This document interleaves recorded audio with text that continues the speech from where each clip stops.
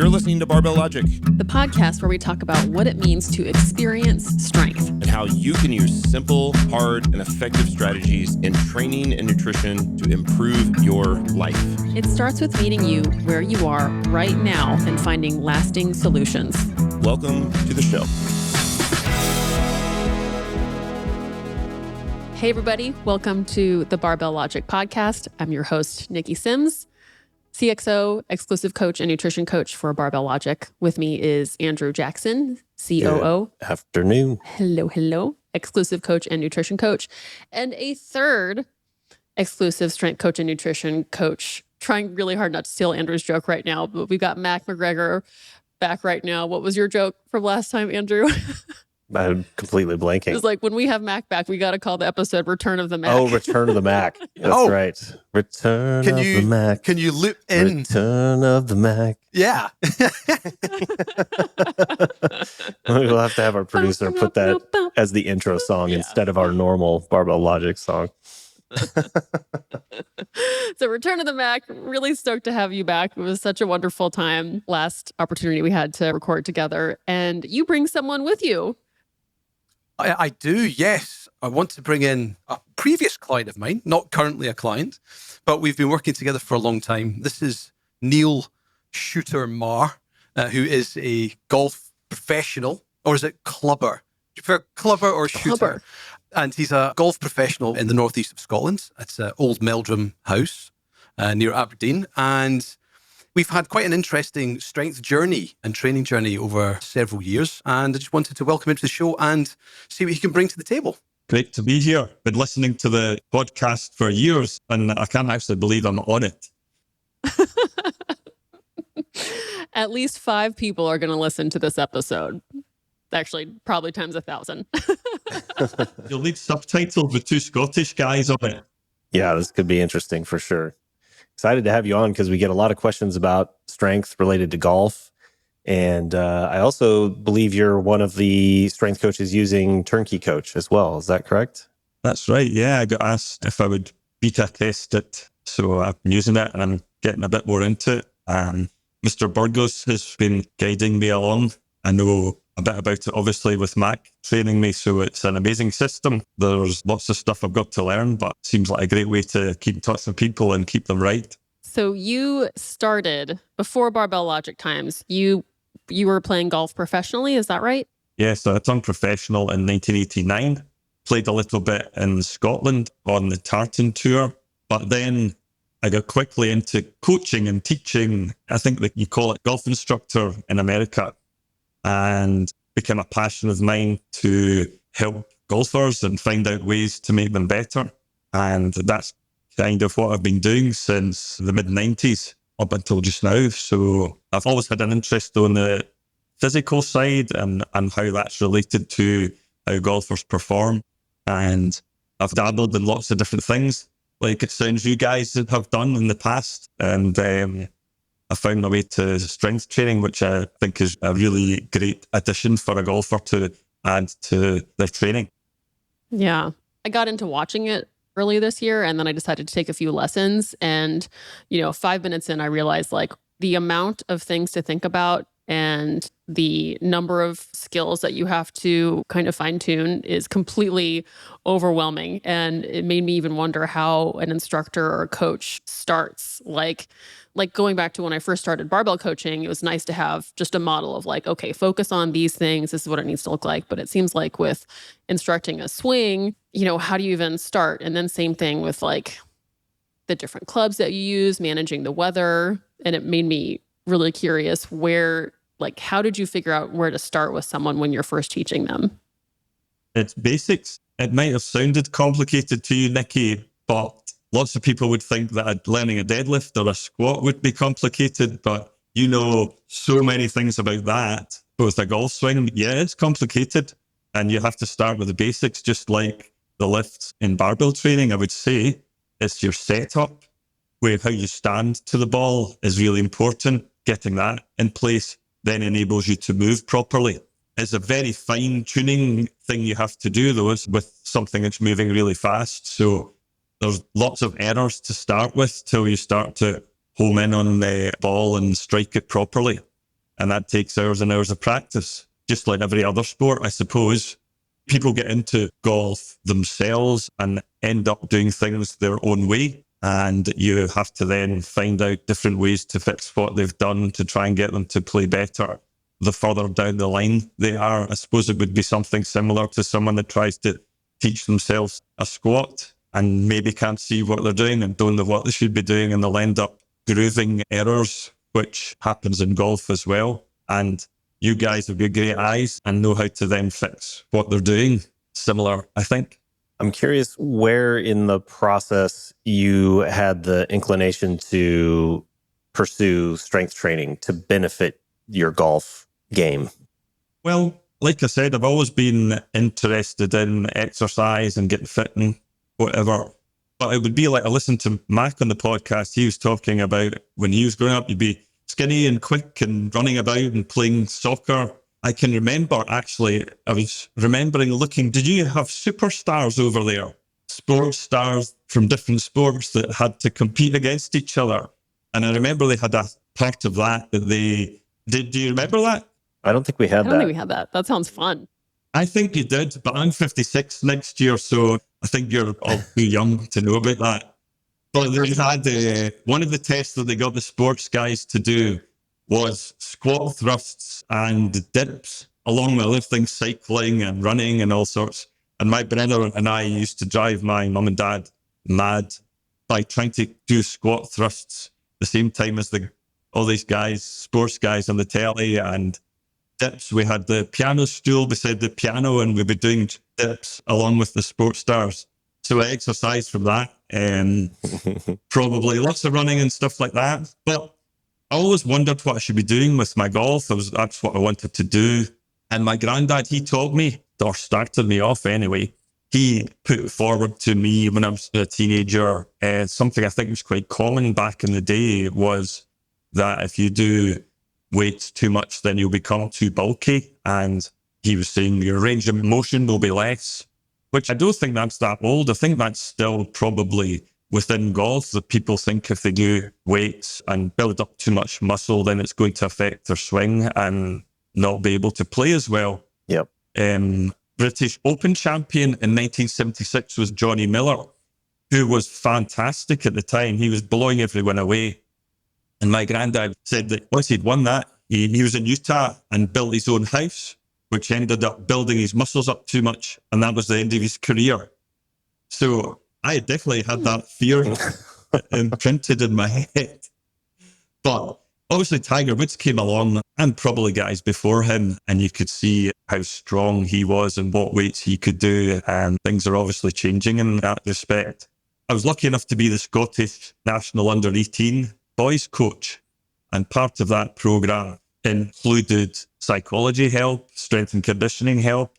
And those guys got all that help. That was in the mid-2000s. I held that position. And I saw them doing squats, deadlifts and stuff like that. And I really wanted to do that for myself. But I was very busy traveling with them and never kind of got the time to do it. So one of the guys that I coached went to the States on a scholarship to Louisville. And he came back and he had this book and he said, this is what everybody was doing. And it was squats, bench, deadlift, 5 reps, etc. And I kind of dabbled a bit with that. Eventually, I stopped traveling as much and I thought, I'm really going to get into this, and started reading lots and lots about strength training. And I was then able to buy and I bought some equipment and I listened to the podcast. So this is like 2016, 2017, I think. It was when I turned 50. And I love doing what I'm doing. And I don't want to lose the ability of being able to demonstrate a golf swing and be able to hit the ball well and long. I kind of really saw how simple it could be to do strength training, the 4 exercises to start with, building a little bit on each time. I probably used myself as a guinea pig. I thought of myself as a guinea pig. I'm going to try this and see what happens. Certainly made some mistakes along the way. And listening to the podcast, I just had to get some help. And I got in touch. And my first coach with Barbell Logic was Matt Reynolds. How lucky was that? Yeah. He said he picked me because I lived in Scotland and he wanted to find out more about whiskey. I'm not sure if he picked me for the right reasons, but But anyway, I've got lots and lots of help from him. And then in my kind of thirst for knowledge about strength training, I found that there's this guy that lived an hour away from me who was one of the foremost coaches for strength in the UK. So I just couldn't believe my luck. Went up to see him, and he's guided me ever since, and guided me with my coaching of the subject as well. He gave me advice during the lockdown over here. We discussed how I would get into strength training, and over here you need to be qualified as a personal trainer to be able to give this kind of advice, and Matt guided me along the way with that. I then kind of got into coaching golfers, hopefully to help them with their golf, less injuries, be able to hit the ball further, and just in their general lifestyle was what motivated me to learn about this. Lots and lots of different things get said to you what you should be doing to be fit for golf, but I think my experience seemed to be that this is the way forward, and I'm enjoying coaching it along with my golf coaching. Yeah, I think it's worth me chiming in a little bit about my experience with Neil, perhaps as a lifter and a coach, because he's provided me some great detail and evidence along the way. And one of the cool things, hopefully we'll touch on later, is this thing called club head speed. And Neil is the expert on this. But he's talking about lifting or starting lifting when he was 50. But he told me a great story about 10 years earlier at the age of 40 when he measured his club head speed for a drive. And I think it came in at 123 miles per hour.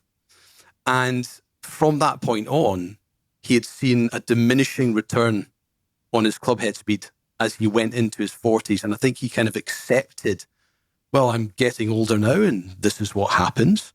And when we picked up training, obviously he had a background behind him and we carried that forward. And at his heaviest weight of 13 stone, which for you guys is just a nudge over 180 pounds in body weight, he pulled a 220 kilo deadlift and a 190 kilo squat. Damn. That's good. Yeah. But we don't talk about his bench press. But, you know, if you can imagine, that's some solid numbers. Yes. For a 55-year-old. It's really good. At that body weight. Yeah. Not getting massively muscular, but lean and wolf-like and strong. But then measured his club head speed at 125 miles per hour. Oh, snap. So not only did we reverse his sporting performance, he's actually producing more force and hitting his ball further 15 years on, you know, in his dotage. How does the club head speed translate to the game? You said it goes further. Like, how much does a mile per hour more on the club head speed translate? It's roughly 2 or 3 miles an hour. A mile an hour would give you 2 or 3 yards added to your drive. Wow. So, yeah, it's significant. If you can hit it further, the game is easier. That's for sure. But it's also stability as well. You know, all the other shots need you to be planted and not be shifting about. Even putting, I think if you're stronger, you'll be more stable. And you can repeat those really fine-tuned aspects of the game better as well. But the club head speed thing, that's not particularly fast. There's lots of really quick swingers on the tour, but I was really happy to kind of hold it as I'm getting older. There is nothing else that I'm doing apart from strength training to keep that.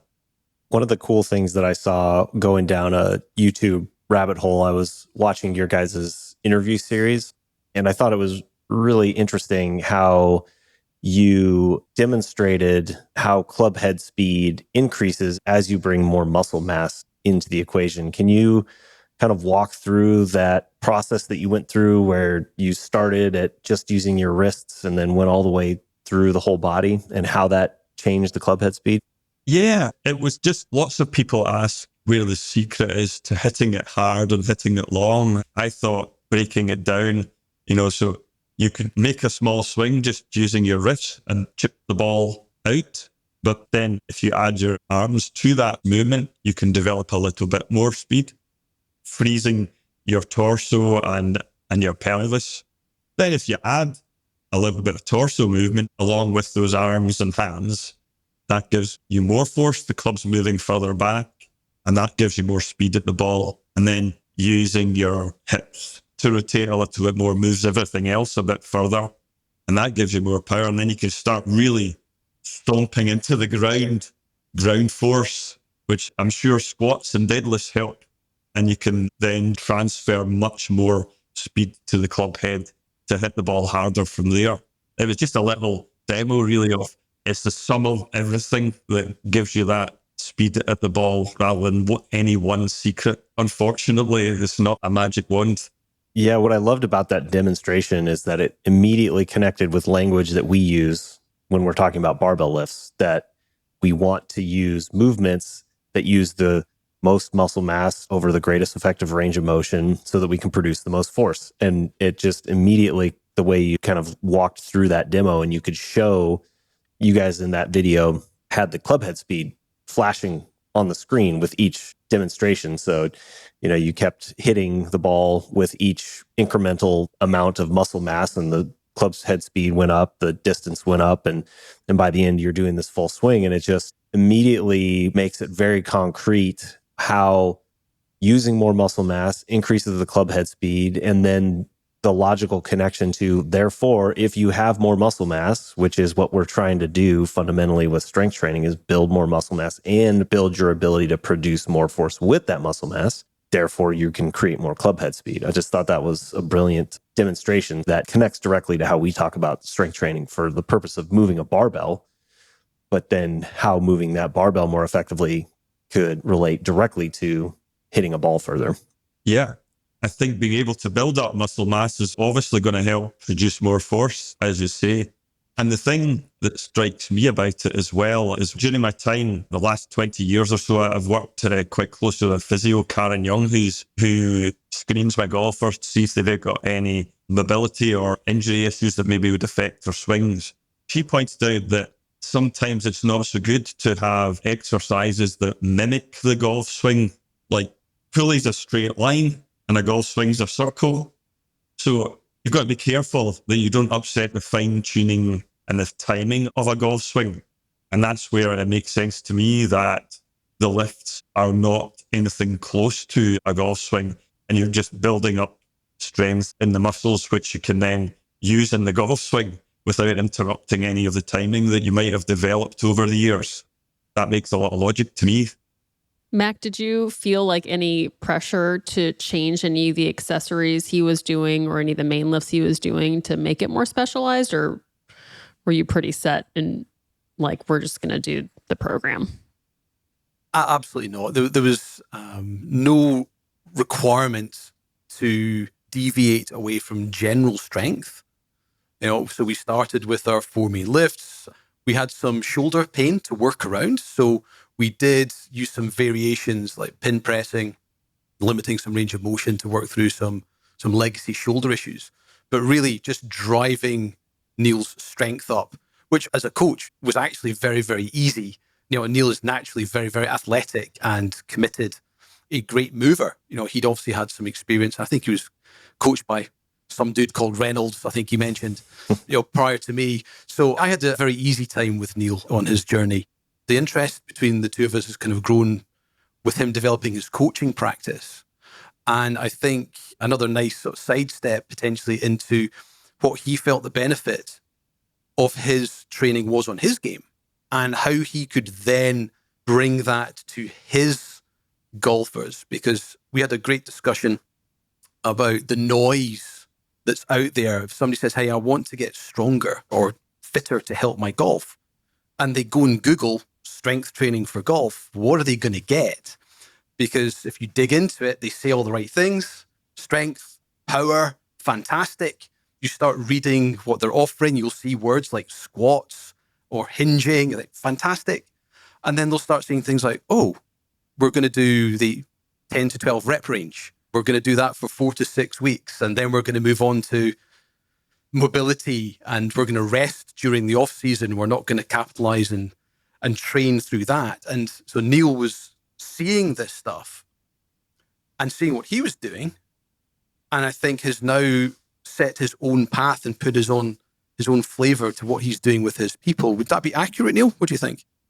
It's the same as any other sport. You see the best in the world doing some fancy stuff, and you maybe think that's what I should be doing. But I really believe that if you can get a foundation of strength, then you could do some fancy stuff later. But why not get strong first? before doing any of that. I think sometimes people get it around the wrong way, where they're going to do the fancy stuff with lots of reps before they do any of the strong stuff. So I think foundation and strength is something that's got to be really near the top of what a golfer should be looking at as far as their physical side is concerned. And I've got, again, through Mac's guidance, I've got a few guys and gals coming into my teaching studio, which I've got a couple of racks in, and some older guys and some younger guys, and they're all getting stronger. And I get all the lovely feedback that I heard on the podcast that trainees experience. These guys are kind of in their 60s and they're maintaining their clubhead speed or increasing it. It's not just the strength. There's one guy played 30 days in July on the trot. He said there's no way I'd have been able to play 18 holes of golf every single day before. He's been able to keep that up. Definitely faster. One guy, he said his legs used to give way when he's going downstairs. That doesn't happen anymore. He gets a sore neck from reading his iPad in bed at night. That doesn't happen anymore. And it's really lovely to hear things like that, along with their golf getting better as well. They all say their wives say their shapes have changed, which is great as well. So do you lure them in with golf instructing and then make them lift, or do they know what they're getting into? Niki, I heard you on a podcast a while back. I think it was a guy that was a cyclist saying that he wanted to strength train his friends that were cyclists. And you had told him to tell them it was strength training for cycling. Yeah. You just put the gift in a different wrapping paper. So I heard that and ran with it. So it's strength training for golf with a little bit of golf involved. Maybe some fast swings. The guys come along with a golf club and they'll swing, and we've got a radar which tells them how fast they're swinging the club. And a few swishes of that, and then get into the serious stuff with the squats and the deadlifts. Have you experienced that you need to practice a certain amount while getting stronger so that you maintain that timing? You kind of mentioned that the timing was important. I'm curious if you had to incorporate a change to your practice or stay familiar with the swing as you got stronger, or is that just part of the process because you're playing multiple times a week anyways, and so you stay in touch with it? Or is there any special consideration that you have to take into account for getting stronger and playing? I definitely just keep playing every day. I'm teaching people and I'll be demonstrating swings and I'll hit some shots myself. I don't play that much now. I'm too busy telling people how to do it rather than playing. Definitely, I hit lots of shots during the course of a week, which would be considered practice. So Yeah, like what would the weekly layout be? Like for one of your clients, is there like an ideal layout of lift this many times, golf this many times? for them, definitely golf is the priority. So it's a question of fitting in the strength training around that. But they all see the benefits of it so much that the ones that have been doing it have stuck at it. So maybe in the summertime, I just try and get something in, and they'll try and come along once a week rather than 2 or 3 times. But then during the off season, it's easier to be a wee bit more consistent, which is obviously easier. They're not playing as much. It's dark nights, and sometimes the courses are closed. They've got snow on them, or it's raining or whatever. So I suppose the guys on the tour are inspirational in that point because they have a tour van that's got a gym on it, and you see videos of them working out during tournaments. It might not be as much when they're actually competing the Thursday, Friday, Saturday, Sunday, but they are getting something in every week because it goes backwards if you don't. And particularly as you get older, when you get to my age, then you've definitely got to keep it up. I coach my dad, who is 74. I might be getting that wrong, but he's a retired teacher who now is a borderline full-time golfer. So I've definitely had to navigate around, especially in the summer. He'll have a workout that doesn't quite go as planned and then reveal that he played a round of golf before training, and it just sort of wipes out his legs and his arms for the day. So we tend to have to try to fit the training in during the summer, like you said, around when he's playing. And if he's got plans to play multiple days over the weekend, the lifting takes a little bit of a toll, but he is dedicated to it. And he, for a long time, had shoulder issues with his swing, just kind of a lingering pain in his shoulder that once we started pressing regularly, it cleared up within several months of strength training his upper body. He's definitely committed to it. Yeah, Niki, you need to show me how your golf swing is going, and Andrew as well. I wonder what they look like. Oh my God. I will send you a video and you'll have a lot to look at. Yeah, I'm one of those cases that you talked about where I've been playing. I went to a golf camp when I was probably like 10 or 11, and there was a little par 3 that I would play regularly as a kid. So I'm one of those people that has 40 years of bad swing habits that are going to be tough to correct. One of the first lessons I did, I asked when we were on the driving range, and I asked like, okay, so the next time I'm here at the driving range, what should I focus on? And he was like, I don't actually think you should hit any balls next time. I think maybe just go get a club from like a used sports store and just practice the wrist motion. So it's going well. That didn't sound like much fun. No. I just had this image of the block headquarters executives having like mandatory golf sessions, buggies, +4s, one of the, some club coaches as caddies, Oof. that kind of thing. No, that would be way more fun than what we usually do. Hitting balls at the interns, all that kind of thing. I had to say I've learned a lot from Mac for how I coach people and how I train them. And I've also been lucky to have been on a course with CJ last year, which was really amazing. Really put things into perspective, how much I've got to learn, because I'd love to be a coach with you guys at some point, but I'm a long way from that. But I've done the principles course as well, which has really helped my coaching as well to add on to what Mac has shown me as well. So I think it's amazing what Barbell Logic do in that respect from the training point of view and education. Really love it, and would love to get into the coaching side of it, give you the confidence to get out there and do it, which I definitely wouldn't have been able to do without you guys, without Mac's help either. Very, very kind. Awesome. Thank you. I'm curious if you've had any interaction between your experience as a coach for golf and as you're getting experience as a strength coach, if there's any interplay there, kind of things that you find benefiting your strength coaching or vice versa, is your golf coaching benefiting by working on becoming a strength coach? Do you see any kind of interplay there? Yeah, definitely. I think that's called cross-pollination, isn't it? I'm certainly not spot on with it, but this would have been an upper arm before, and I know what it really is, or Yeah. It's a sleeve cannon. Yeah, so I've now more how the body works, I would say, which has helped my golf coaching. I think from being a golf coach, my coach's eye is probably pretty good, and I can watch someone and see how they move. Because I come from the era where you didn't even have video to analyze someone's golf swing. You had to look at them and try and guess what they were up to. There's a lot less guesswork now with all the technology that you can use. It's definitely been advantageous to both subjects, I would say. That's cool.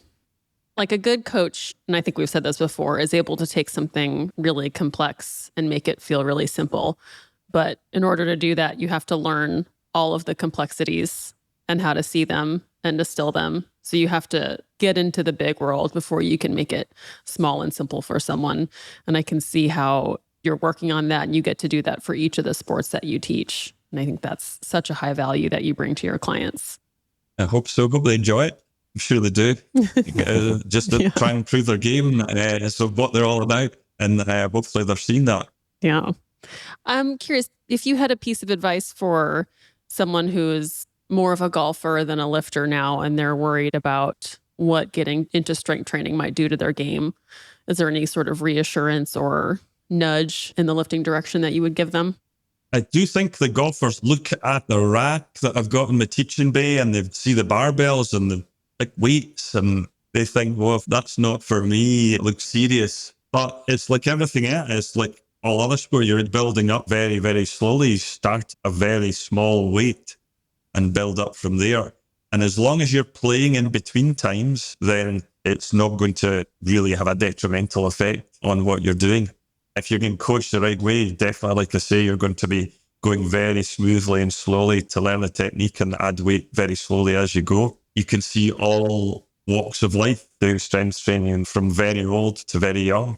So it's not for the monsters or the meatheads totally. It's for golfers, definitely for golfers, and you're less likely to get injured. If you're making your back stronger, you use your back a lot in the golf game. There's so many golfers have sore backs. If you're making it stronger, you're going to be able to play golf more and for longer if it's strong and get round the golf course less tired. But it's definitely right. There's a hurdle there for golfers to get over. They should just try it out. That's such an interesting sport where you have icons like, who's it, John Daly, who just like smokes and drinks all the time. And then you also have like Rory McIlroy and Victor Hovland, who they look great in white pants. So it's this sport where it's not like you're looking up to these prime athletes. Like it's one where you can get away with eating hot dogs and beers for 9 hours.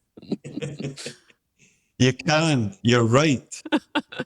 But your life, like you said, your quality of life is not going to be improving for sure. Someone like John Daly, you don't know the genetics that John Daly has to be able to do what he did. He's very talented. Right. The standard golfer isn't as talented as him, and they're going to have to work at it a bit harder than he did. So true. That's a great point. One last question for Mac from the coach's perspective for anybody out there who's looking to coach golfers or has a golfer. Have you had any lessons learned or things that you might do different having worked with Niel for a number of years now? Or is it the same model as with any client? That's a great one. And I say that because everyone is different. You know, Niel, like I say, has come with a history of golf with a specific requirement to try and improve his golf. Plus, he's coming with a history of training and he's a good coach. And so with Niel, you know, we didn't need to do anything special, but really paying attention to the sensitivities of each individual lifter. If they're coming from a performance or sporting requirement, there's a good chance that they're packing an injury or discomfort, or they're harboring something that the lifting may expose, which is always an interesting one. When I have someone who comes in, cyclist, golfer, swimmer, whatever, and they start to hurt when things get challenging, often there's this jump to blame the lifting.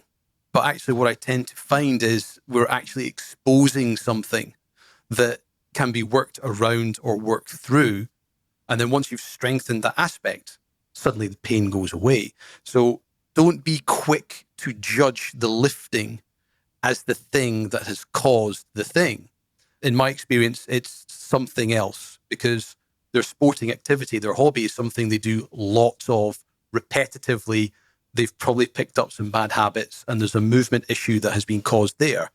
And we go through this element of trying to, you know, force someone into a model of how to move, but then you can't be dogmatic with that. You have to adjust with your lifter and accommodate those things. And eventually you'll find a way forwards. That would be my big one. Love it. Well, gentlemen, thank you so much for being here. This totally makes me want to be out in the sun playing golf and maybe having a beer.